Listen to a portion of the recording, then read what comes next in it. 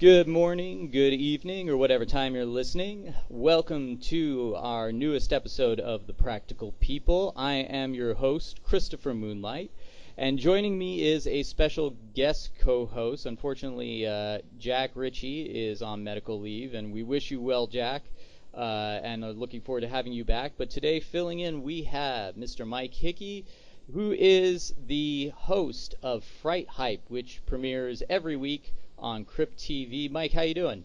Good, good. It's great to be here. Thanks so much for asking me to be part of this, Christopher. Well, I'm a big fan of your show, and I'm Thanks so honored to much. have you on. So, you're very good at keeping up on the horror current events, and I'm looking forward to the next episode. So, with us I am today, too. It's still not done. So. it's just rendering while we speak. So It is, and it might start cutting in if we hear weird sound effects within the next 2 minutes. That's because my computer just started auto playing the episode once the render finished. Oh, okay. Well, we're used to weird sounds in our industry, so that's all good. But today, I am very excited to have with us Mr. Sandy Collora, who is in the midst of his Kickstarter for his movie Shallow Waters, which looks very exciting. Welcome, Sandy. How are you doing? I'm very well. How are you guys doing? We're having a good time. We're excited to have you on. So, Cool.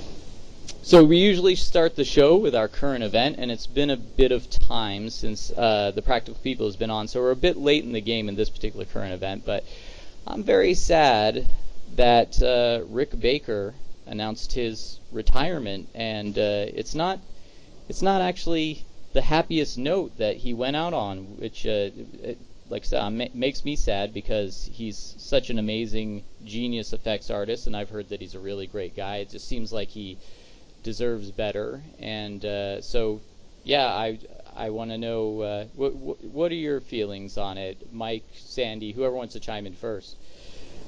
Well, Sandy, I know you had said, and you worked with him on, was it Men in Black, I guess? Yes, yes. So, yeah. I mean, for you as someone who's worked with him, it's got to certainly just be something to really, put everything in perspective and stuff. And what's he actually like? I mean, like Christopher said, I mean, I know I've heard that he's just an awesome dude.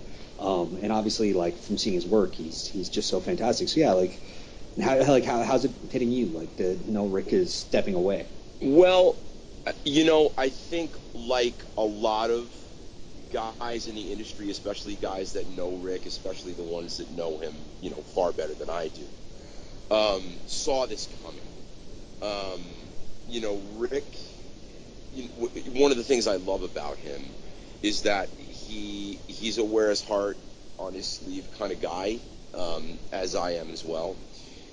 And he's not afraid to tell you what he thinks. And, he's been very vocal as of late and in the past year in saying that it's been difficult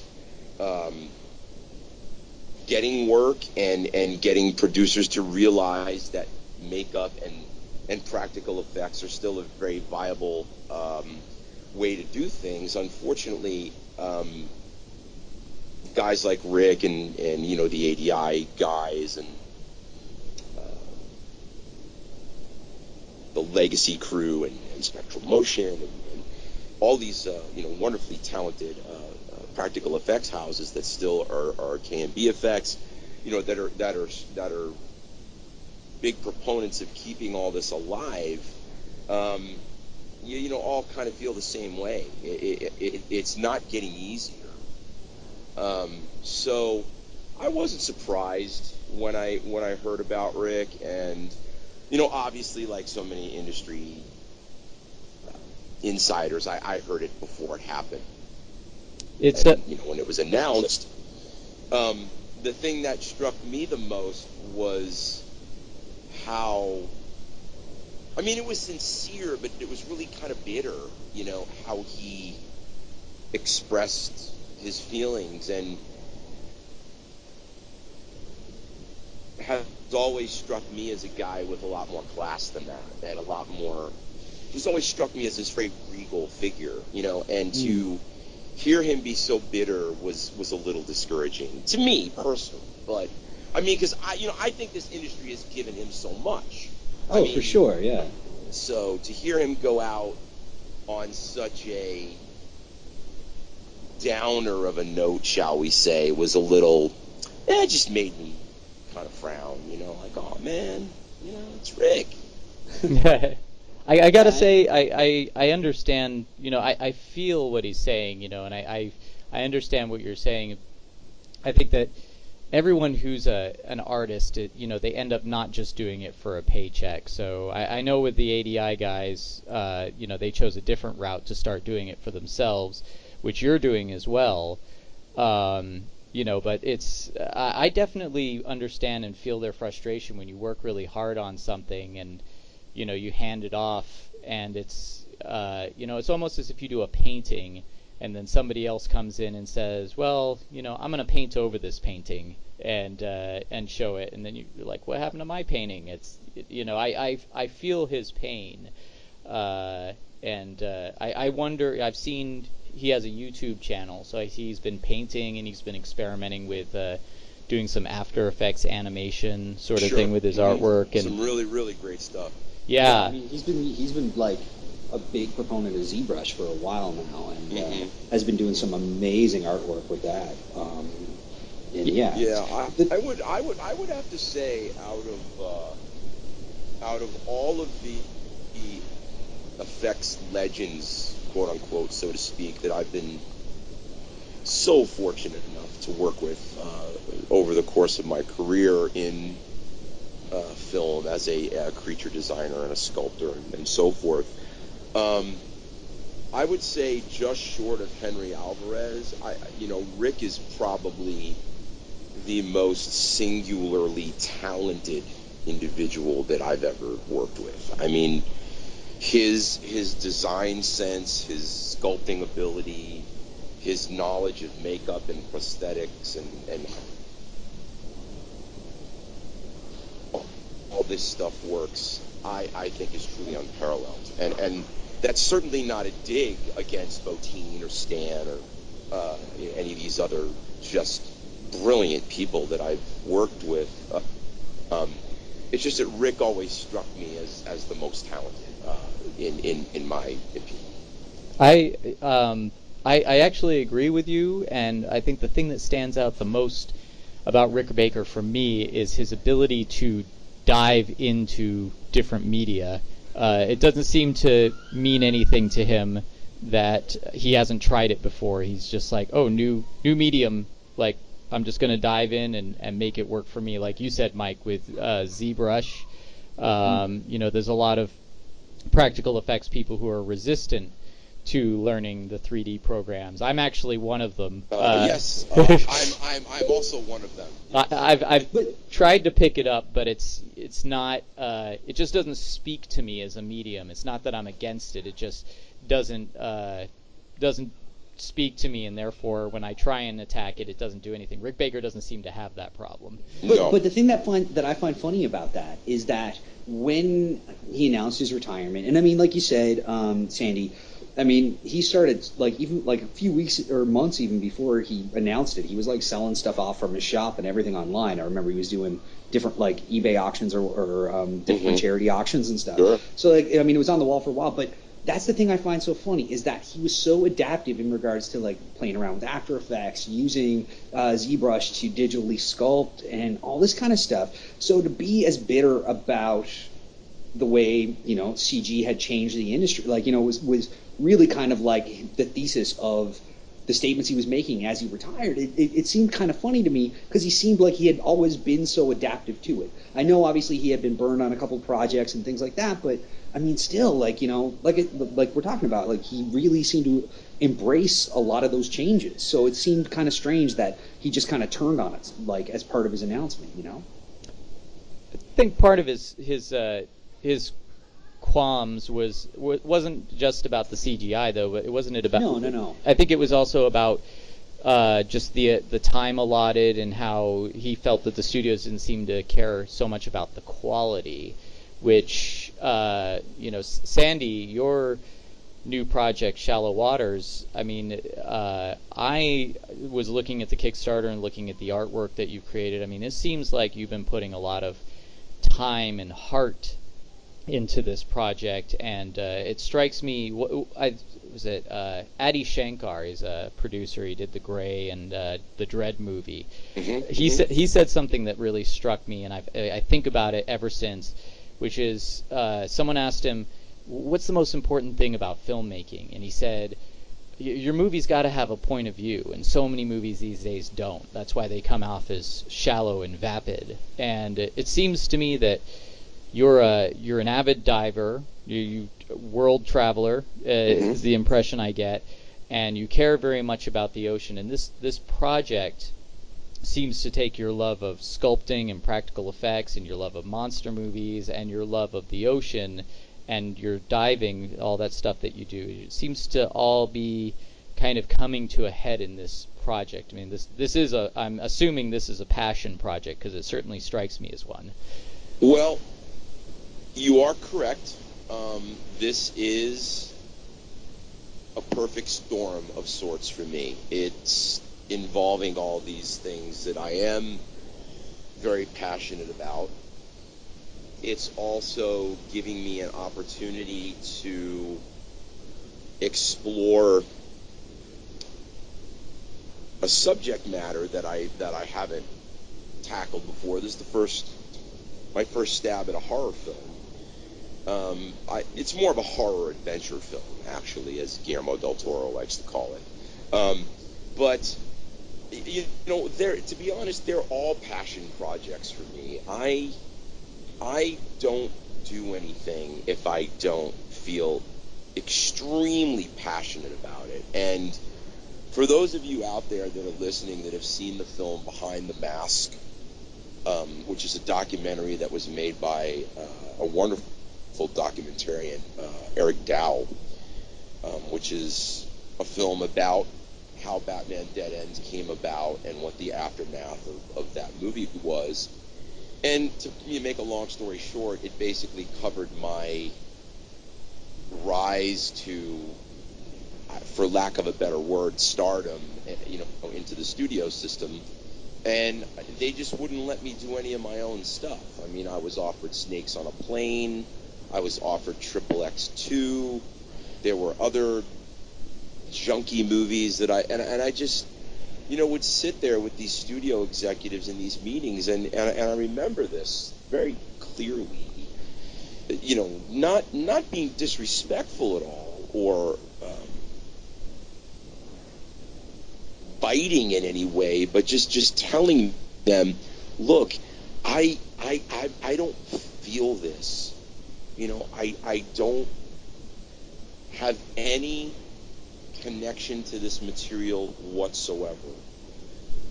This is not for me. I appreciate you thinking of me, and this would be a wonderful opportunity, but this film is better off with somebody who's passionate about it and gets it. I don't. I want to do my own material and my own content, and here it is. And I would give them my scripts and my ideas, and they just weren't interested. And that's what just kind of drove Hunter Prey and this whole Kickstarter thing and everything. And it's much more comfortable for me. I wanna rewind a little bit and talk about Batman Dead End. Because I had seen that a while ago, and I hadn't realized that was your film. And I saw it got a lot of play on the internet for a while there, and you had a great classic Batman. I'm a big fan of the painter Alex Ross. I actually know his manager, and they're really good people, and it's just they love art. Obviously Alex Ross is awesome. Yeah, and so I saw this very kind of classic Batman, and these great moments where Batman's kind of in the spotlight with his cape all spread out, and he stands up in that classical way. And then your Joker was that actor that you got to be the Joker, and the makeup you did on him was just excellent. And then that was Andrew Koenig, right? Koenig? Yeah, it's Walter Koenig's son. He was a very famous child actor. He played Richard Stabone on Boner on Growing Pains. Yeah. That's amazing. I didn't even realize that. I got to check the credits better when I watch this stuff. I just went back and watched it again, and it was very exciting is the Joker's there, and then the aliens show up, and the Predator shows up, and you've got this really interesting red Predator, and then it ends on a cliffhanger.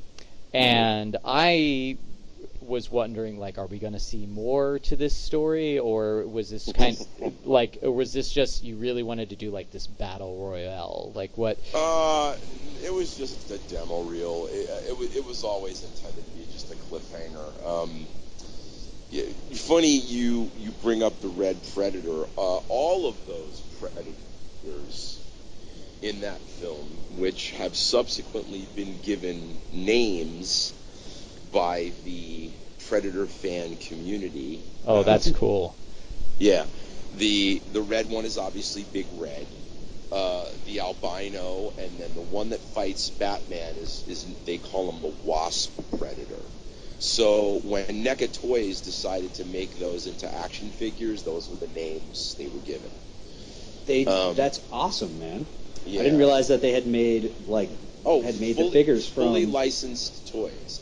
And as a matter of awesome. fact, they actually did a quarter scale version of Big Red. It's like 18 inches tall, and it's articulated, and it's definitely one of their most popular ones. That's fantastic. Awesome. That's Yeah, so so cool. it's funny, 10 years later, I get a call from NECA Toys, and they're just like, hey, can we do this? And I was like, hey, listen, man, you got to ask Fox, it ain't up to me. And then they're like, well, we did ask Fox, and they said we got asked. And I said, well, great, okay, do it, let's go. And so that was cool. You're a toy maker too, right? Now you've actually worked in the toy industry. Yeah, for a few years, I ran a very successful toy prototyping company, and my biggest client was actually Lucasfilm. I had a big contract with them. This is before all this 3D scanning stuff started. I sculpted likenesses of all of the original characters and some of the newer characters that were later scanned and then used to produce all these toys and ancillary merchandise and so forth. So I did that. I worked for Toy Biz. I did a lot of Marvel stuff. I did a big stint with Mezco and worked on Reservoir Dogs and did some Captain Nemo figures and just worked for McFarlane and had a wonderful time doing it. But it kind of steered me off the path of being a filmmaker. So I did it for a few years, and that was a very lucrative endeavor for me. So I took that money and just went and made Batman Dead End, and then put together a commercial reel, and got signed as a commercial director with Level 7, and had a very prolific career in directing commercials, which I still do. So it's been good. It's been fun, and it's interesting to be a little bit diverse in where you apply your art, so it doesn't get stale. So you're very much a Renaissance man in that you've done all these things, you've traveled, and also I want to mention two other things I want to talk about. Briefly, want to talk about your World's Finest concept trailer that you did, because that was really cool, and I'm a big fan of the Dave Gibbons, Steve Rude World's Finest comic book. And I felt that in the trailer. I was watching it. I was like, this guy's read that edition of World's Finest. To me, that's the definitive one. Anything that follows after that is just copying. But I saw that. I absolutely loved that. And then Hunter Prey, very much. I'm blocking on the name of the movie, but there was a 3D space movie when I was a kid. It was like people with weird robot appendages, and they would, Space Hunter, Adventures in the Forbidden Zone. Yeah, that might have been it. There was a guy with a mechanical arm, and they cut it off, and it spurted green blood, and it was supposed to be in 3D. And I saw the trailer for Hunter Prey, and I was like, this takes me back as a kid. This is kind of like really cool, kind of sci-fi, just adventure. Like it didn't 70s, it didn't seem pretentious. It didn't seem like it was trying to be like overly high concept. It just looked really fun, and I liked the the idea of the action hero, and so I was wondering if you talk about a little bit about the experience of creating that, because you wrote it too, right? I co-wrote it with Nick Damon, who is Henry Alvarez's son. As you know, Henry Alvarez was my mentor for many, many years. And we co-wrote that together. And Hunter Prey just grew out of frustration after 4 or 5 years of trying to get some of my larger budgeted, higher concept projects made through the studio system unsuccessfully. And I just realized that if I was going to do this, it just had to be done independently. So I did what many young filmmakers do for their first feature. I put my own money in. I maxed out all my own credit cards. My producers came in for some money. We were able to raise a little bit of money on the foreign side, and I think we were able to scrape together $350,000 to go make that movie. So you raised the money for Hunter Prey, and then you had your script, and then you went out. It looks like you shot it in like a California desert, or maybe... No, we went to Mexico. We shot that film in Mexico. Oh, great. So you guys just like took a minimal cast, minimal crew, like... Yeah, I think it was 18 people with cast and crew, and it was 3 weeks. That's cool. And it was cool. I don't think everybody on the crew thought it was cool. They never do. 116-degree heat, but oh, especially your guys in that makeup. Yeah, and then and I wore the makeup and a suit for one day and had to direct in it, and oh God, what a nightmare. But it was cool, and the film got a lot of really nice, critical acclaim and some nice reviews and things like that. It just didn't hit. I think it was a little slow for the American audiences. Where it did most of its business and where it really did gangbusters was overseas. It did really well in Japan. It did really well in Australia. Obviously, all the southern European countries, Italy, France, Spain. It was that project was born of the heavy metal comics that I loved when I was a kid. And it's very Mobius-y and very Richard Corbin-esque, and so that that whole Jean Giraud, Mobius, Philippe Droulier feel to that stark, desolate desert landscape was something that the European audience really related to where I believe American audiences thought it was beautiful and it was well shot and well done, but I think it was a little slow for them. But that was the movie that I set out to make. I wasn't out to make some crazy over-the-top action movie. It was a throwback to, the 70s movie of the week, slow burn type of Toshiro Mifune, Hell in the Pacific, with Lee Marvin and that kind of thing. Well, it's really encouraging, though, to hear that it did well overseas, because, I think that's one of the great things about the internet now, is that and Hollywood they're kind of a slave to the formula because they're dropping so much money and they know what works, but more independent productions, can do something a little more meaningful to the creators and still find an audience, even if it's not an American audience. Correct. And being lower budget, you can take that chance and still work and make it have a return for you, and then go on to make your next movie. And there are people who appreciate it. Even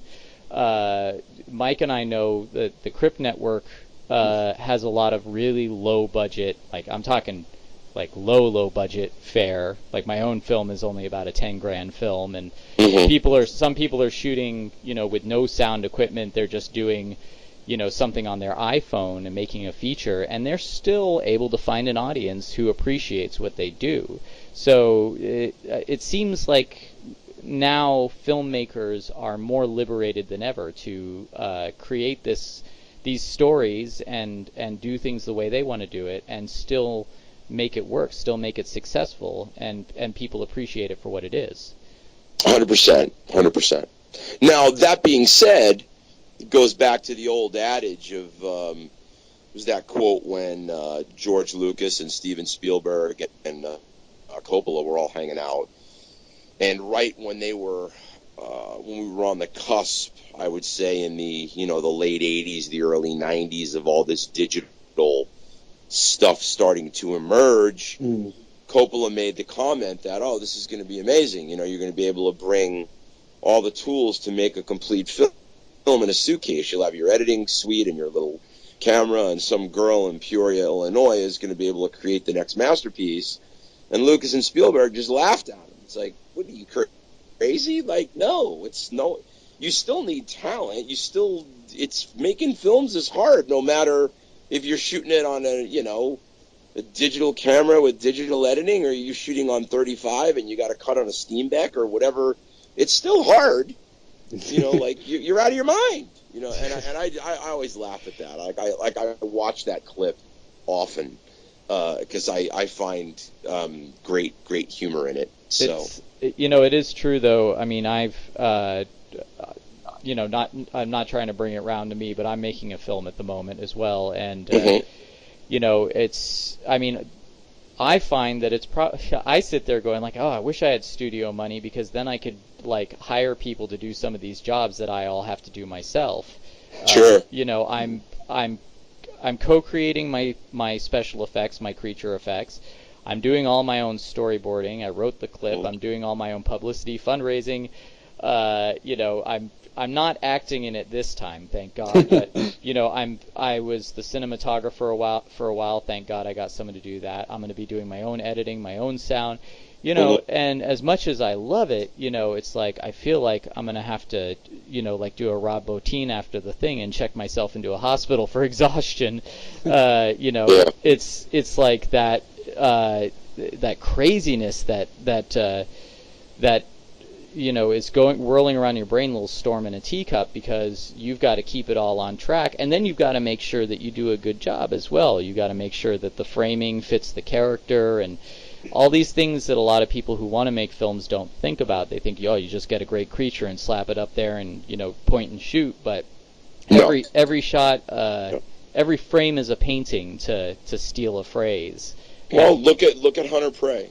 I mean, that desert landscape, it becomes a character in the film, and it provided me a palette and a proscenium to tell my story that was beautiful. And I'm going to do the same thing with the jungle and the ocean in Hunter Prey. In Shallow Water. So, I mean, trust me, man. I feel your pain. I'm doing all of the same things you're doing. It's just on a little bit different of a level. That's all. I mean, you've got $10,000 or $20,000 to make your movie, and I had $300,000. I mean, but I had no script supervisor. I had no call sheets. It was all, you wind up doing so much of it yourself. I mean, it's kind of a conundrum almost, because there are a lot of talented people that have always been around to help me get my projects finished, and I will never deny that, and I will always give them credit no matter what. But the amount of work that I still have to do, wearing so many hats to get these projects finished, is what some people would look at and go, that's insurmountable. Like, how do you do all that? And it's just force of will, really. I mean, you just have to buckle down and do it. I mean, that's one of the harder things to do when you're making a movie, is find, like, when you're making a film, whether it's a short film or a feature, like especially if you're the writer and direct, like, one of the hardest things of actually making the film is finding the people that are going to be like a fraction of as passionate about it as you are, because it's your film, and that's never going to happen. No, you're never going to find it. But that's the thing, is because it's your film, it's going to push you to work harder, work longer hours, to take on, like, okay, well, let me do this, and let me, to take on those extra roles. And like, that's always going to be it. Like, you're never going to find somebody who cares about your movie getting made as much as you are. And that, it's something that a lot of people don't necessarily get right away. You just kind of think, okay, I'm going to tell somebody about this and they're going to love all the idea, like they're going to be completely on board with me 100%. It just doesn't happen. You never find the people that are that into your movie. It took me, admittedly, a long time to realize that. It really did.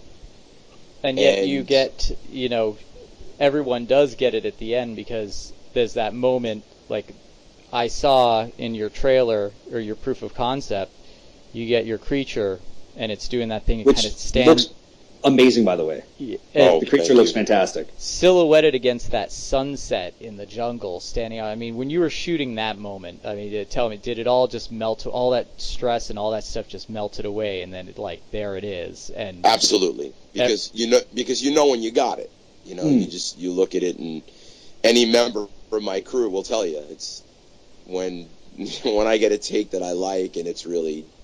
Like, I go crazy. I run around and pump my fist and scream, and I'm just so excited because in many cases, especially with shallow water, this is years.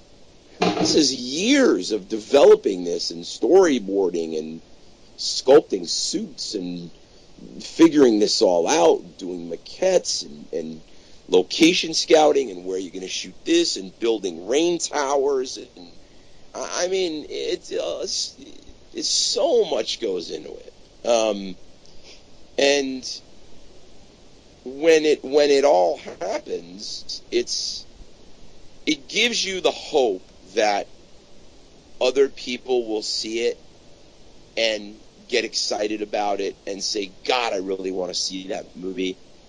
And that's what crowdfunding is all about, and that's what getting people excited is all about.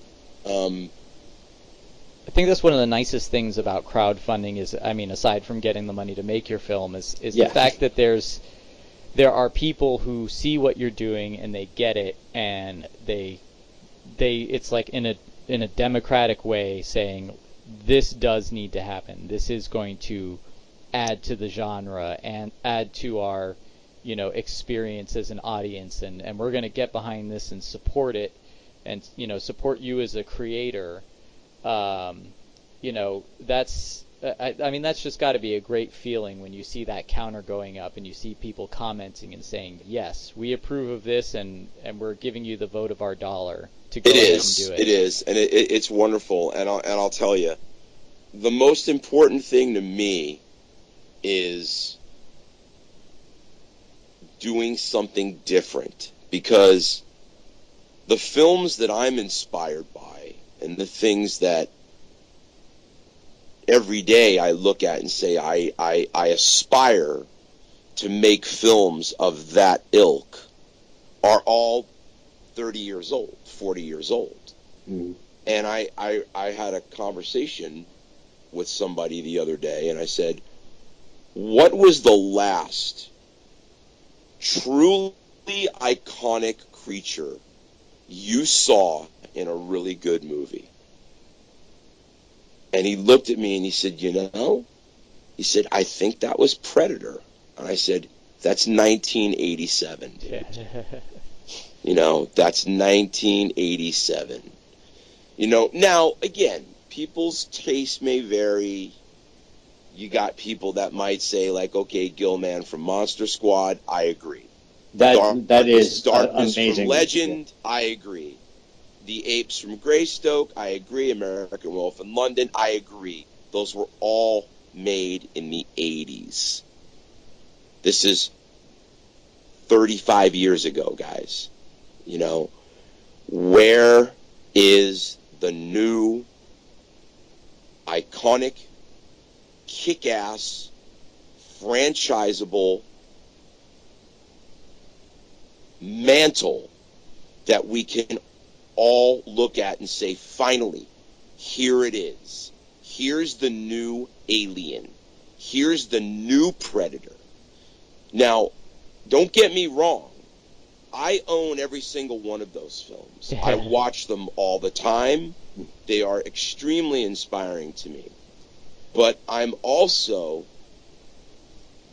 sickened truly disgusted by the lack of creativity and the amount of remakes, reboots, reimaginings. It has reached a point where it is so fucking ridiculous that something needs to be done. And if Hollywood won't do it, I'm going to do it. Period. That's awesome. I think that's really where the independent spirit is going to break through in the next few years is exactly what you're saying, because and the audiences say it too. You go on any forum, and it doesn't have to be an effects forum, it doesn't have to be a professional forum, it's the fans.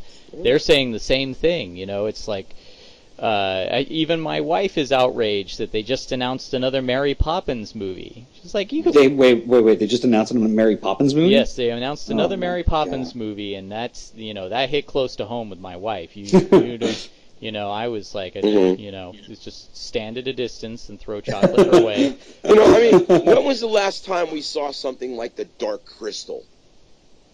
Yeah. Well, The Dark Crystal. Yeah. When was the last time we saw something like Jaws? Or The Terminator, or Aliens, or The Abyss, or, all these movies that just even are...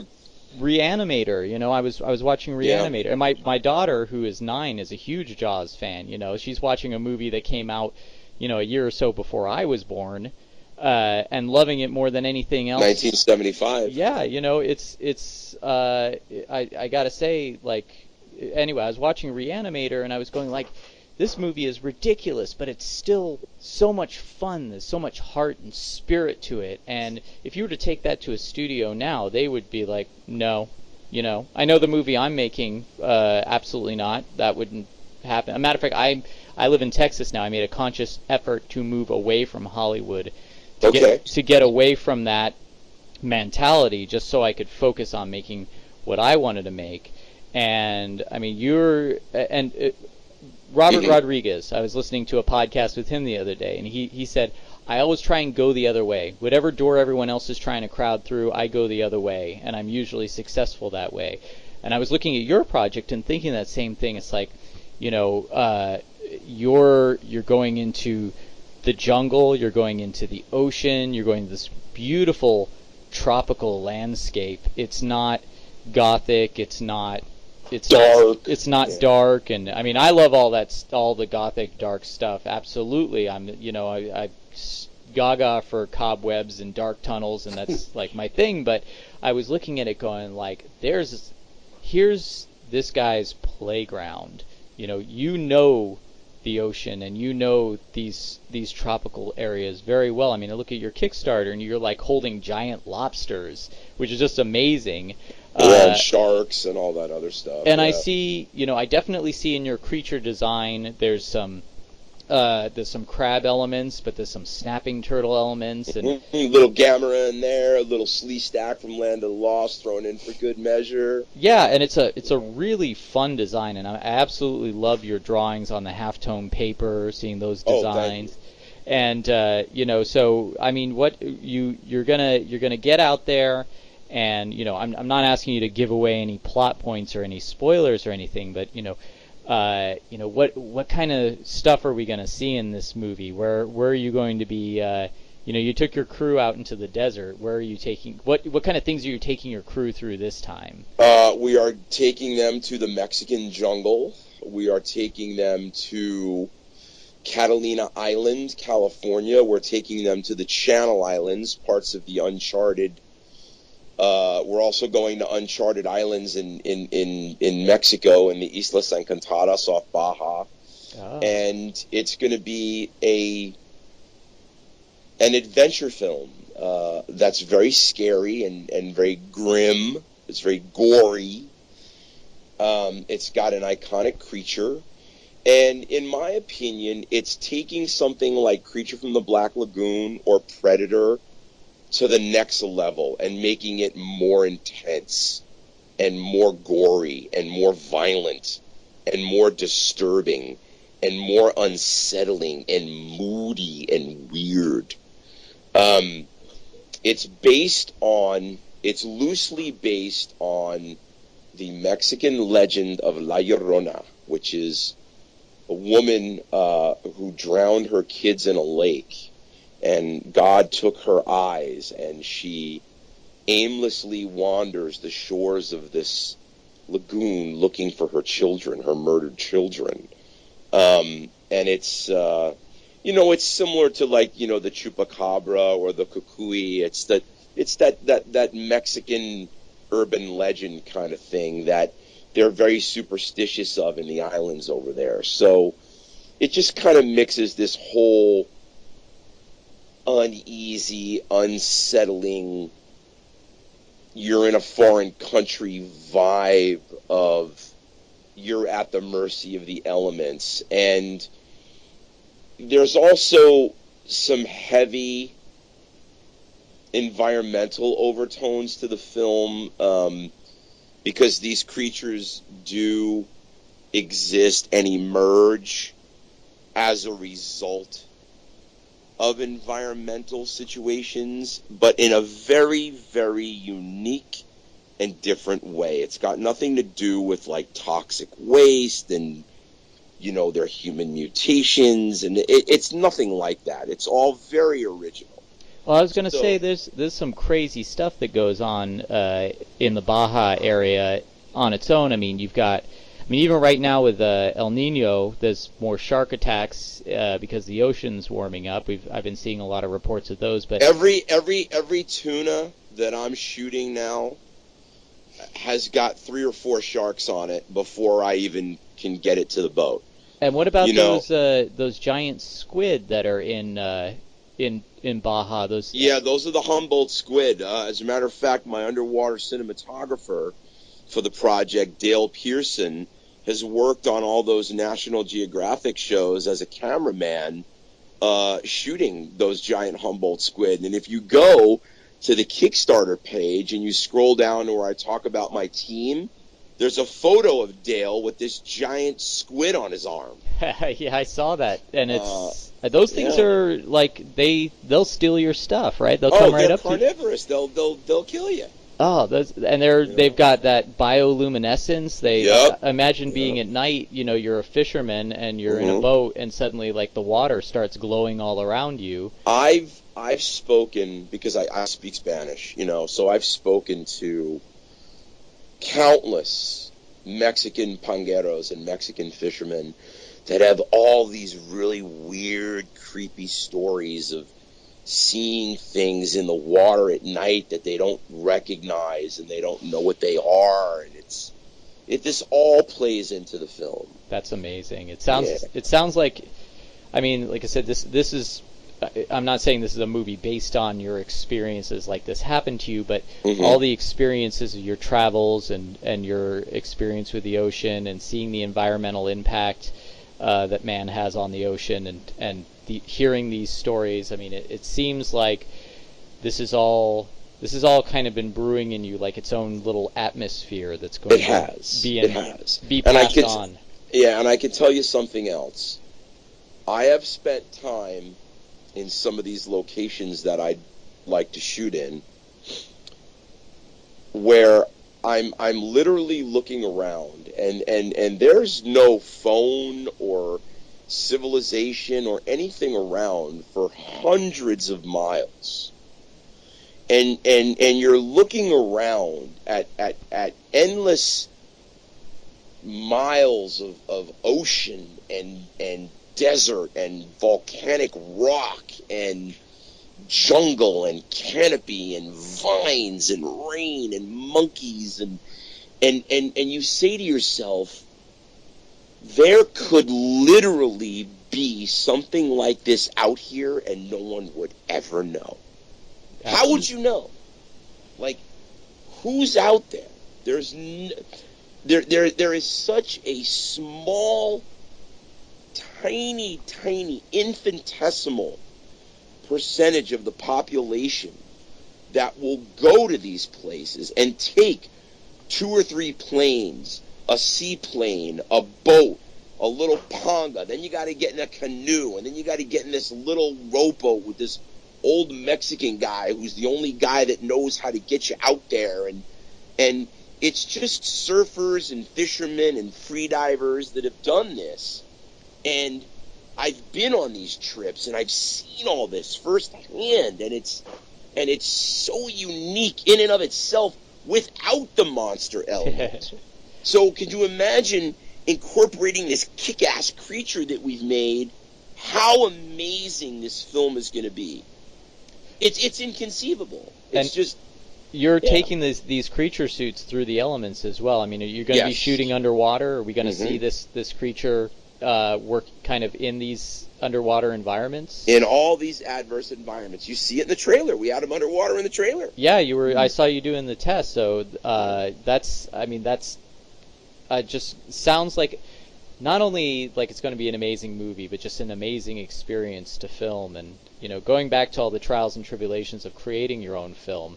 Mm-hmm. When we talk about this stuff, it just reminds me, it's like it doesn't matter how difficult it gets. You're just like a madman. You're just driven. Like you wake up thinking about it, and you're like, you couldn't imagine. No matter how hard it gets, you couldn't imagine not doing it. Of course not. No, it's all or nothing. Which leads me to the next point that I'd like to talk about, if I may. Absolutely, go ahead. With all of these wonderful things that we're talking about being said, all these great points that are being brought up about the film and how I want to go about making the film. That's why my ask on this Kickstarter is a little over $500,000, because it just simply cannot be done for anything less than that. It just can't. That's a reality. I've experienced that, and I've seen. Matter of fact, you say that in your Kickstarter campaign, and it's like we do need this money, and it's true. If you want to create something of a certain level of quality, that, as Alec Gillis puts it, that sweat equity goes a long way. But there's a certain, it's like you can't be expected to make that silk purse out of a sow's ear if you don't have the proper resources to do it. But it sounds to me like this money is, you know what to do with this money to make it go as far as possible. So I just hope I get it, because. Well, it seems like you're on the right track. You still got a ways to go on your Kickstarter, but there's still time. Yes, we do. And you are going to be at Son of Monsterpalooza this weekend. Which promoting like crazy. It was one of my favorite conventions. And you've got some great people there. There's Shannon Shea. Yep. He's a wonderful guy. He's actually taking his cinema makeup school students on a tour through Monsterpalooza so they can get the most out of it. And you've got Mike Spatola's got his newest book. Yep. I just backed that myself. Oh, wonderful. And then I know that Alec Gillis and Tom Woodruff are going to be there with Harbinger Down and Fire City. Sure, so this is like an amazing time, like all these creative endeavors. And then you're going to be there. Are you going to have a table, or are you? I'm going to have my own booth. Yeah, we're going to have the full-size suit there. I'm going to have masks there. We're going to have the trailer playing on a monitor. I'm also going to have my new book, which is The Art of Creature and Character Design, Volume 2. Oh, yes, I forgot about that, and I saw that, and that looks really great as well. Can you tell us a little bit about that? Well, the first one, which was raised on Kickstarter, was so successful and such a wonderful gift that I was able to corral all these phenomenally talented people that I literally grew up with in the business. Jordan Shell, Steve Wang, Bill Basso, Eddie Yang, Joel Harlow, and put this incredible book together, which was so successful. We went on a few months ago and did a campaign for Volume 2, which was also hugely successful. The books came in last week. They've already started shipping, and I will also have them for sale at Son of Monsterpalooza. Oh, that's awesome. That's fantastic. I'm a big fan of art books. Whenever I can get my, I've got my H.R. Giger ones, and I've got ones from Dave McKean. I've got Alec Gillis's Worlds. Worlds is phenomenal. Yeah, that's an amazing book. And I just got the Art of Mad Max. I also just ordered that off Amazon. It's another incredible book. It's brilliant. And you're a fan of the European, like Metal Harlot. That's my gig. Oh, well, you're gonna love the book, I tell you, because you open up that book and that's what that artwork is all about. It's all in that style. So, now, do you have a booth number so people can look at the map? You know, I don't know what it is, but I'm just under Sandy Collora, and I'll have a giant 7-foot tall giant turtle man in my booth. I don't think you're gonna miss me. That's awesome. You know, it's really great too. I think it's wonderful in this age that there's conventions like Son of Monsterpalooza, where people can go and interact with creators like yourself and see firsthand. Just because, I mean, no matter how you put it on the screen, you know, when you get a truly great work of art like a creature suit or something like that, to see it firsthand and see all the detail and what goes into it, and it's like it's like it comes to life all over again for you. Yes, it does. So I really would like to encourage anyone that's in the Los Angeles area to go. You know, even if it's this weekend, even if you don't have tickets, go wait in line because it really is a worthwhile experience. I come away from it elated every time I go. Same with comic book conventions, that sort of thing, but Monsterpalooza is kind of special because you don't have as many events like this. There are horror conventions with vendors. But this is a monster show. This is a monster show, absolutely, and you just get, you know, I cannot put it into the satisfactory words. So, anyway, so at the end of the show, we do shout-outs. Everyone gets to do a shout-out. So I am gonna actually we'll start with Mike and then we'll go to you, Sandy. So Mike, you want to give anybody a shout out? Well, first off, you guys, I'm really psyched to be here and get to chat to you guys.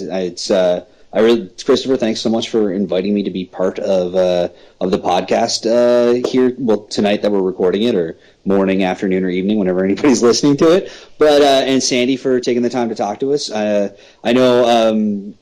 Looking, especially over the last couple days, knowing that I was going to get the chance to talk to you here, and looking through everything that you've done over the years and all the different projects that you worked on. I mean, I remember seeing Dead End, 10 years ago or so, like when it first came out. That's 12 now. It was such a great and it was like that throwback Batman that you'd always wanted, and then all of a sudden, out of nowhere. Alien and Predator show up, which was great. And also, actually, Christopher, sorry, I know we're wrapping it up, but I gotta ask you, Sandy, I know that besides creature design, besides directing, you've also worked as a concept artist and graphic designer a bit. Sure. And correct me if I'm wrong, but didn't you do the Jurassic Park logo? I did. I was on a team of guys, actually, that worked on the logo design and all of the graphic elements that were used in the film. On the cars, on the Jeeps, on the ID tags, and obviously the poster. I did some foam carvings that you see in the film in some of the architecture and behind Hammond when he's speaking on video screens. I was working for a company called Wallen Green. They don't exist anymore, but they were a big graphic and poster design company. And they brought me onto the Jurassic Park project because I was a creature guy. And I got to meet and work with Steven directly on that, which was such a gift. So cool. And I just remember them giving me the Michael Crichton book cover and saying, screw around with this and see what you can come up with. And I mean, me and so many of the other artists did so many different ideas. So for me to take credit for that logo would be hugely incorrect. But I mean, I was on a team of a lot of people that contributed ideas, and I think it is fair to say that a lot of my ideas made it into the final logo. Because it's one of the more I know myself, I do a lot of graphic design and logo design stuff, and so that's one of the most iconic, probably arguably it's up there with the Star Wars word stamp as the most iconic logo for any movie, really. So I mean, it's just it's so cool to to have been for you to have been a part of that. And I did a bunch of, like I said, a bunch of little foam carving sculptures that that they actually wound up using in the film and so forth. So that was a great experience. That was my first time meeting and working with Steven, and then I met him again on Men in Black, working with Rick and Barry Sonnenfeld and so forth. But it's just wonderful. It's a great experience with this one of our generation's greatest filmmakers. No question. Yeah. You must have those moments every once in a while where you just like shake your head and go like, how did this all happen? How did I get to be a part of so many great things? It must just kind of be like a very satisfying feeling that you kind of staked your claim in the history of cinema. It is, but in a way, it's also, for me, to be honest, and this gets back to the whole, wearing my heart on my sleeve thing. It's a little bittersweet, and it's a little frustrating because I wish I could get those guys that I've worked with, like Steven, like James Cameron, like Barry Sonnenfeld, Guillermo del Toro, Rick Baker. I wish I could get those guys to be more supportive of my own films and my own endeavors.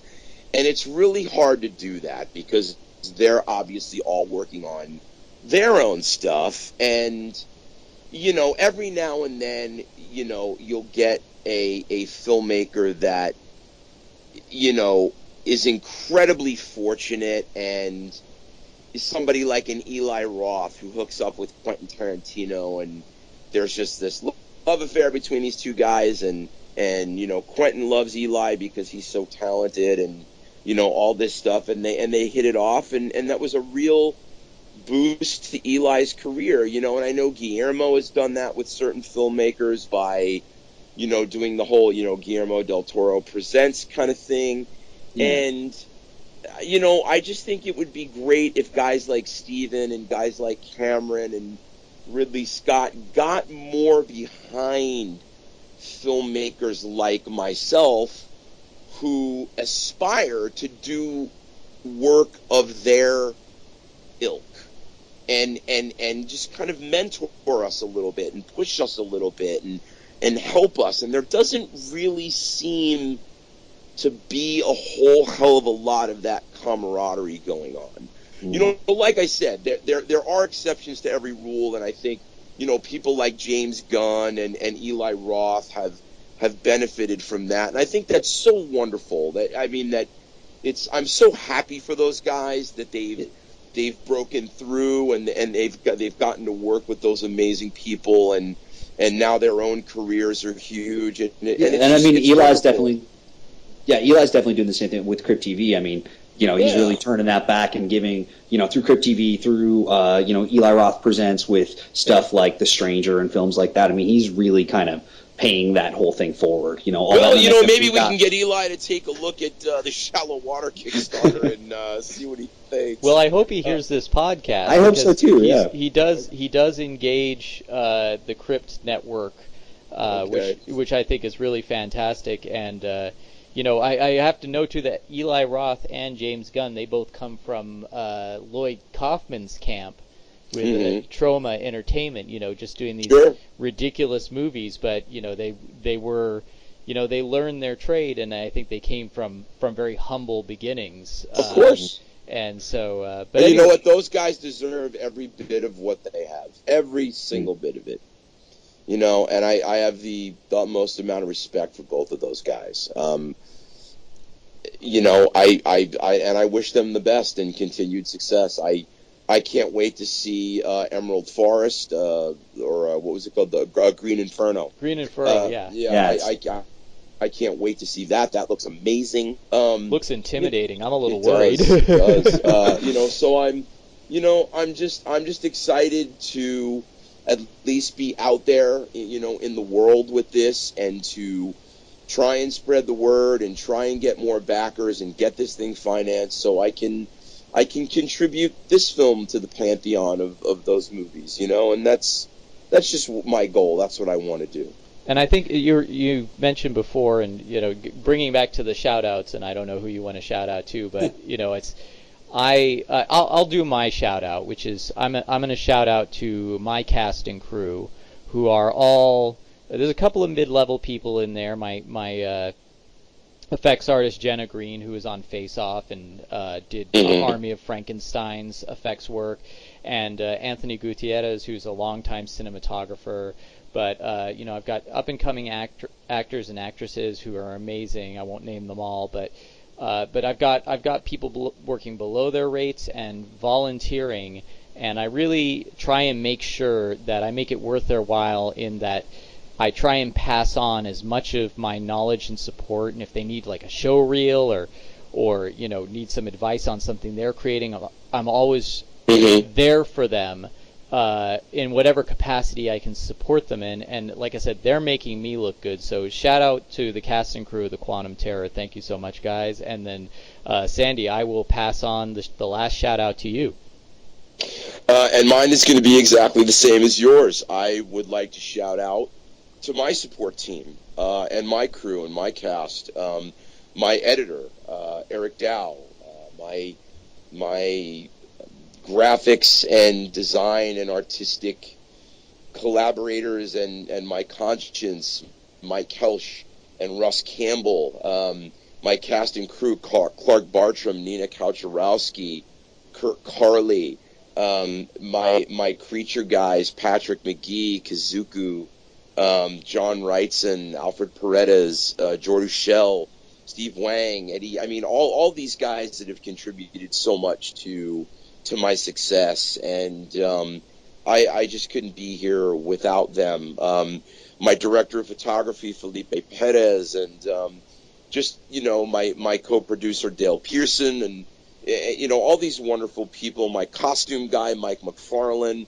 All these guys that have truly helped me get here, and I would just be nowhere without. So thank you, and shout out to those guys. Yeah, it's wonderful. It's great to know, when people really appreciate those who support them and have their backs. I think we're all very grateful. And anyway, Sandy, it has been really great having you on the show. I hope we can have you back at some point, maybe after Anytime. the Kickstarter. Or Anytime. So, all right, well, gentlemen, we've had a great time, and I want to thank everyone for listening. For the Practical People, this is Christopher Moonlight, and have a great night, morning, week, or whatever.